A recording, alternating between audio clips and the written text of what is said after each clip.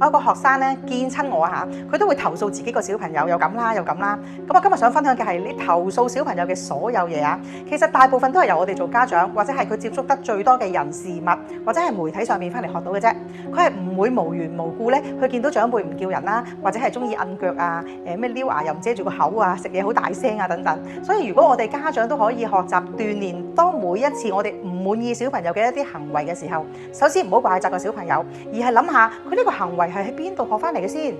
舉個例子嚇，個小朋友會成日摁腳嘅，或者食嘢好大聲嘅，我哋先留意一下家中會唔會都有一個做緊呢啲行為嘅人先。嗱，如果冇嘅話咧，我哋就要留意下佢嘅朋輩啦，或者係會唔會其實由媒體度學翻嚟嘅咧？我哋要揾到個源頭先至有得教育嘅。但係如果佢嘅行為係家中都有人做緊嘅話咧，咁我哋首先要改變嘅就係我哋自身嘅行為先。嗱，其次先至係慢慢調整佢行為上面嘅一啲壞習慣。呢一種教育先至係最有力嘅。如果我哋自己講住粗口，然後叫佢你唔好講粗口啊咁樣，咁試問我哋又點會有說服力去教好我哋嘅下一代呢？今日嘅分享到呢度先，邀請大家記得訂閱我嘅頻道同埋 like 我嘅片，或者將你嘅諗法咧歡迎留言俾我，下一集見。